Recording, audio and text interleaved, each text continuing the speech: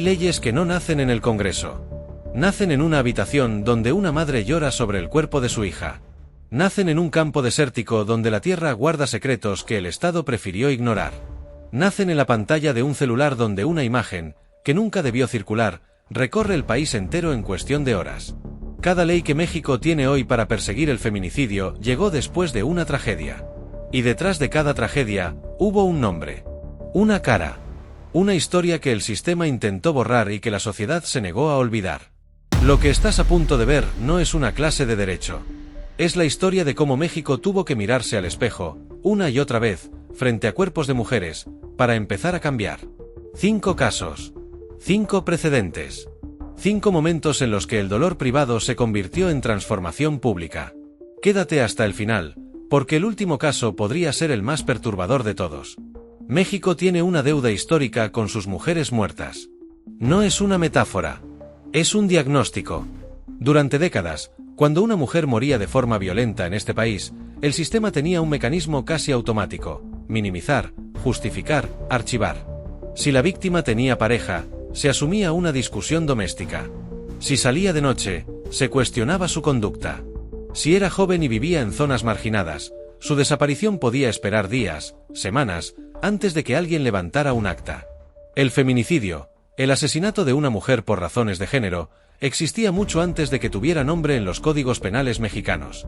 Existían los expedientes archivados, en las carpetas sin resolver, en los cuerpos sin identificar. ¿Pero qué es exactamente el feminicidio? No es simplemente que la víctima sea mujer. Es que la razón del crimen está directamente vinculada a su género: la misoginia, el control, el odio, la idea de que una mujer es propiedad y no persona. Es el extremo más brutal de una cadena de violencias que comienza con palabras y puede terminar con un cadáver. Y durante mucho tiempo, el sistema mexicano no supo, o no quiso, ver esa diferencia. La crisis no llegó de un día para otro.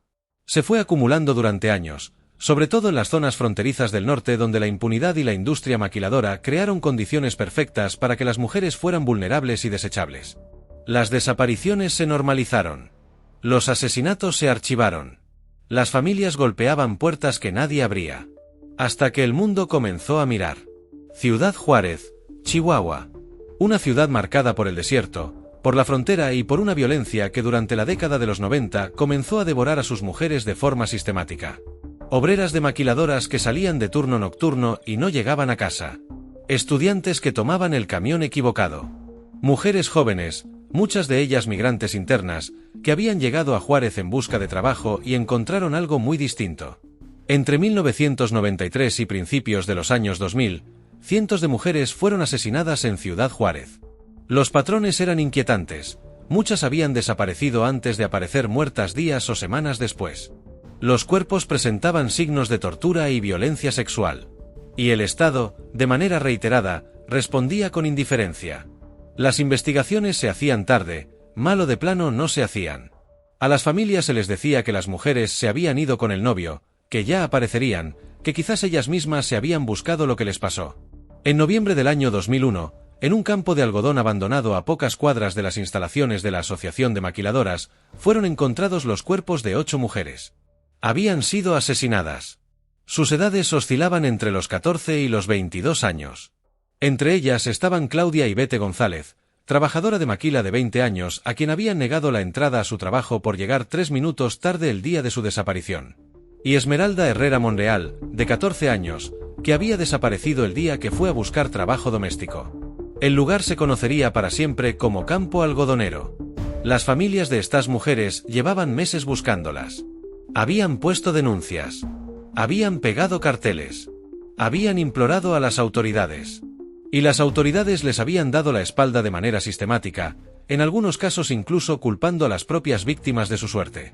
Cuando los cuerpos aparecieron, la indolencia no terminó, las investigaciones fueron mal llevadas, las escenas del crimen contaminadas, los restos mal identificados. El Estado mexicano no solo falló en prevenir, falló en investigar, falló en reparar. Y eso, precisamente eso, fue lo que llevó a las familias a tocar otra puerta, la Corte Interamericana de Derechos Humanos. El caso llegó al Tribunal Internacional con un argumento que, en ese momento, era revolucionario. El Estado mexicano no era solo incapaz de proteger a sus mujeres. Se tuvieron que disponer de las cámaras del campus que ubican a la pareja dando un paseo por la zona.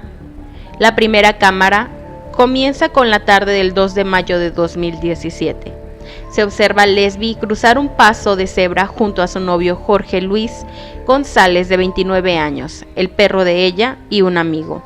Se dirigen hacia la explanada de las facultades de Medicina y Odontología. Todavía es de día.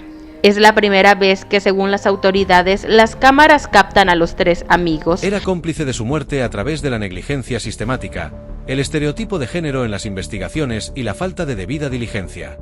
En noviembre de 2009, la Corte emitió su sentencia. México fue declarado responsable internacionalmente por la violación de derechos humanos en los casos de estas mujeres. No por haber sido quien las mató, sino por no haberlas protegido, por no haberlas buscado, por no haberlas investigado con la seriedad que merecían. La sentencia del caso Campo Algodonero fue histórica por múltiples razones.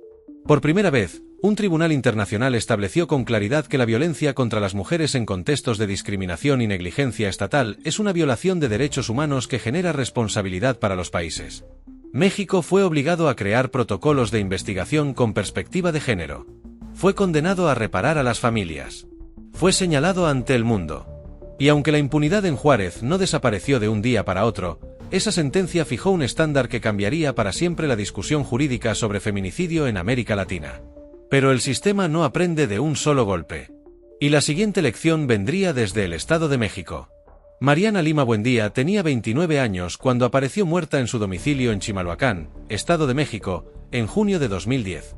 Las autoridades llegaron a la escena y tomaron una decisión rápida: suicidio. La causa de muerte, según el dictamen inicial, fue ahorcamiento. El expediente se cerró. El caso se archivó. Pero la madre de Mariana, Irinea Buendía, no creyó esa versión ni por un momento.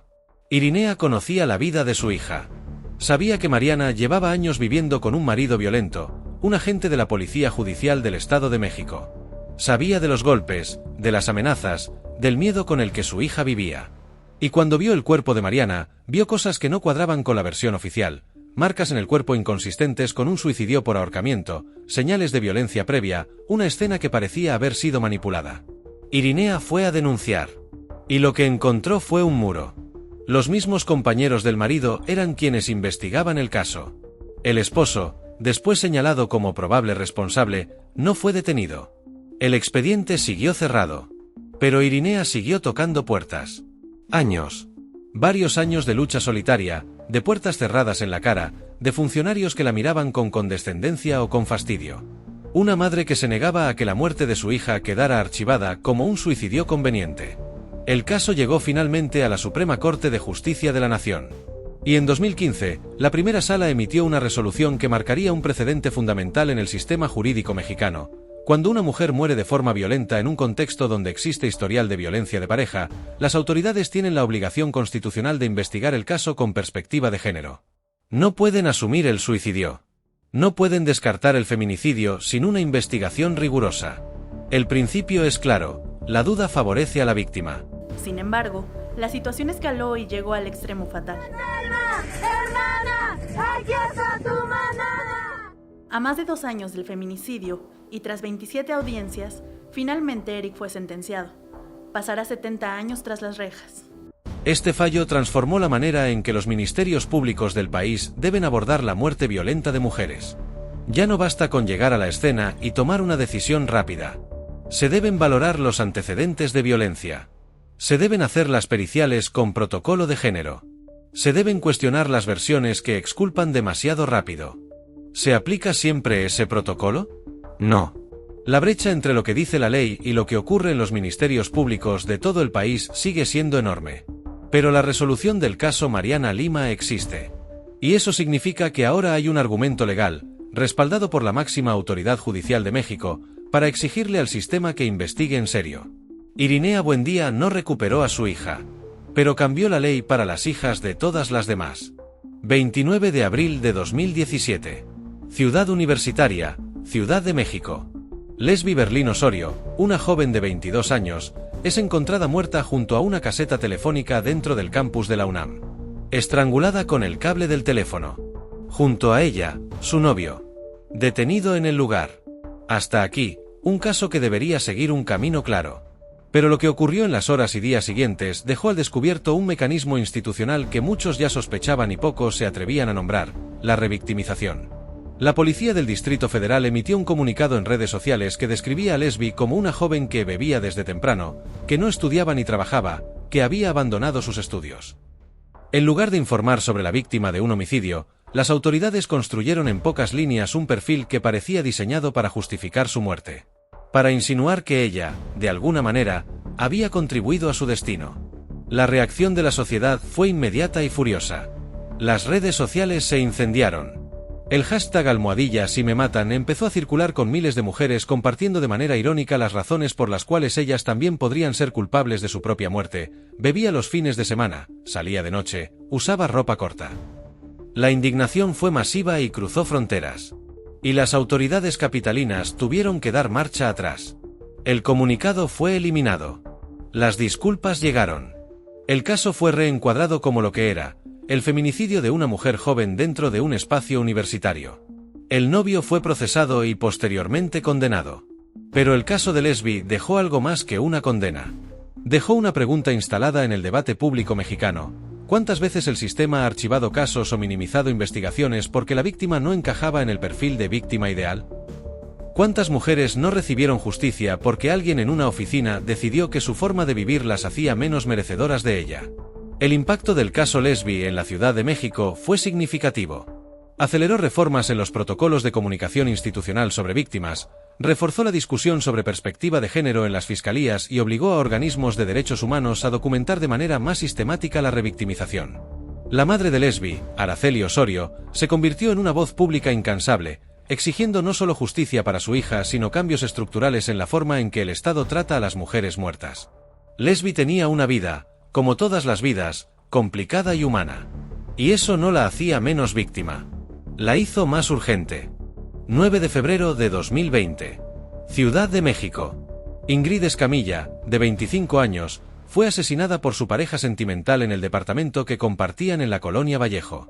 El crimen fue de una brutalidad extrema. La joven fue mutilada. Lo que ocurrió después fue una segunda violencia. Funcionarios que acudieron a la escena del crimen filtraron fotografías del cuerpo de Ingrid. Imágenes de una crudeza que no tiene lugar en ningún medio de comunicación responsable. Y sin embargo, esas imágenes circularon. Aparecieron en portadas de periódicos de nota roja. Se compartieron masivamente en redes sociales.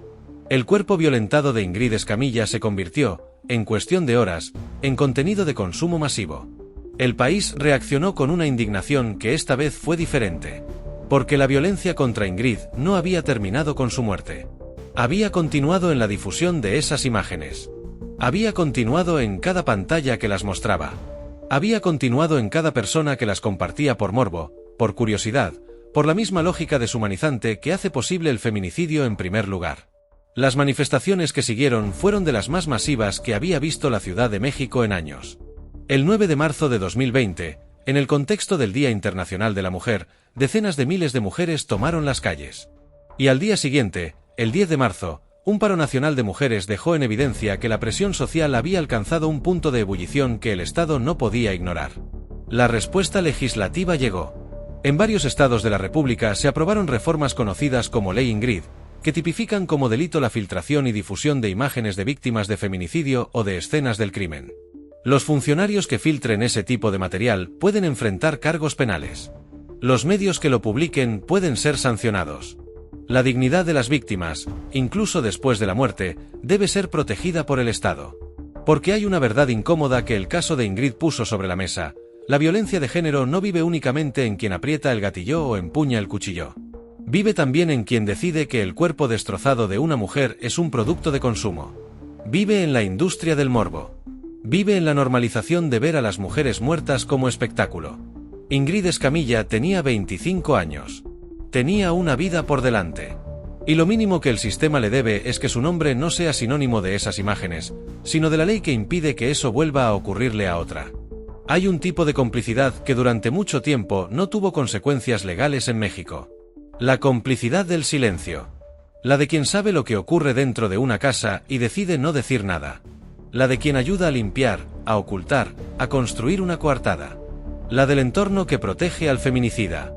El caso que abrió esa discusión de manera definitiva fue el de Montserrat Bendimes, una joven de 17 años asesinada en Veracruz en 2019 por su novio. Lo que hizo que este caso fuera diferente no fue solo el crimen en sí, sino lo que ocurrió después. Los familiares del agresor ayudaron activamente a encubrir el feminicidio. Contribuyeron a ocultar evidencias, a construir una narrativa falsa, a proteger al asesino. Y la ley, en ese momento, no tenía las herramientas suficientes para ir contra ellos de manera contundente. La respuesta legislativa que vino después, impulsada por la presión de activistas, familiares y organizaciones civiles, es lo que se conoce como Ley Monse. Su principio central es claro: encubrir un feminicidio no es un acto neutral. Es una forma de violencia. Es una extensión del crimen. Y quienes lo hacen deben enfrentar consecuencias penales proporcionales a su participación en la impunidad. La Ley Monse pone el dedo en una llaga que va mucho más allá del derecho penal. Toca algo profundo en la estructura social mexicana, la idea de que la familia se protege pase lo que pase, de que los trapos sucios se lavan en casa, de que el silencio es una forma de lealtad. Durante generaciones, esa idea ha permitido que muchos feminicidas vivan tranquilamente rodeados de personas que saben la verdad y callan. ¿Qué significa responsabilizar legalmente a quienes encubren? Significa que la familia del agresor que limpia la escena del crimen puede ir a la cárcel. Significa que el amigo que le da coartada sabe que eso tiene consecuencias. Significa que el silencio deja de ser gratuito. Y significa que la sociedad, como colectivo, empieza a asumir que la violencia de género no es un asunto privado que ocurre entre cuatro paredes y que a nadie más le incumbe. Hay quienes argumentan que estas leyes pueden prestarse a abusos, que criminalizar el encubrimiento familiar abre puertas complicadas. Es un debate legítimo. Pero lo que es innegable es que el caso de Montserrat Bendimes, como el de todas las mujeres que mencionamos hoy, exige que el sistema sea honesto sobre cuánta complicidad ha necesitado la violencia feminicida para sostenerse durante décadas. No solo la complicidad de quienes matan, también la de quienes miran hacia otro lado. Hemos recorrido juntos 5 historias, 5 nombres, 5 momentos en que la tragedia privada de una familia se convirtió en transformación pública. Campo Algodonero le dijo al mundo que México era responsable de sus mujeres desaparecidas. Mariana Lima le dijo a los ministerios públicos que no pueden tomar atajos cuando investigan la muerte de una mujer. Lesbi Berlín le dijo a las instituciones que la vida de una víctima no puede usarse para justificar su muerte. Ingrid Escamilla le dijo a la sociedad que la violencia no termina con el crimen, sino con todo lo que hacemos después con él. Y Montserrat Bendimes nos dijo algo que quizás sea lo más difícil de aceptar: que el feminicidio sobrevive porque hay personas, muchas personas, que deciden protegerlo. Cada una de estas leyes, cada uno de estos precedentes, llegó demasiado tarde para las mujeres que les dieron nombre. Eso es algo que no se puede reparar. No hay sentencia, no hay reforma, no hay hashtag que devuelva a Claudia y Bete, a Mariana, a Lesbi, a Ingrid, a Montserrat. La ley no puede hacer eso. Lo que sí puede hacer es honrar su memoria de la única manera que tiene sentido, cambiando el sistema para que a la siguiente mujer le vaya diferente. ¿Lo está logrando? La respuesta honesta es: a medias. México sigue siendo uno de los países de América Latina con más feminicidios por día. Los protocolos existen, pero no siempre se aplican. Las leyes están escritas, pero los presupuestos para aplicarlas son insuficientes. Las fiscalías siguen siendo espacios donde el machismo institucional opera con notable comodidad. La distancia entre lo que dice el papel y lo que ocurre en la realidad es, todavía, desesperante. Pero algo cambió. Algo cambió en la manera en que este país habla de sus mujeres muertas. Algo cambió en lo que las familias pueden exigirle al Estado. Algo cambió en los jóvenes que estudian derecho y ven en estos casos precedentes que no pueden ignorar. Algo cambió, también, en la sociedad que aprendió a decir feminicidio en lugar de crimen pasional, que aprendió a preguntar cómo vivió en lugar de cómo murió, que aprendió a cuestionar en lugar de archivar. Esos cambios no cayeron del cielo. Los pelearon madres. Los pelearon hermanas. Los pelearon mujeres que tomaron las calles con miedo y con rabia. Los pelearon abogadas que llevaron casos que parecían imposibles hasta la Corte Interamericana. Los pelearon activistas que convirtieron el dolor en organización y la organización en ley. La próxima vez que escuches hablar de un protocolo de perspectiva de género, de la obligación de investigar la muerte violenta de una mujer como feminicidio, de la ley Ingrid o de la ley Monse, recuerda que detrás de esas palabras hay una historia. Hay una madre que no durmió. Hay un nombre que no debemos olvidar. Porque en México, y en el mundo, la justicia no llega sola. Llega cuando alguien se niega a quedarse callado. Siempre llega después de una mujer que merecía que llegara antes.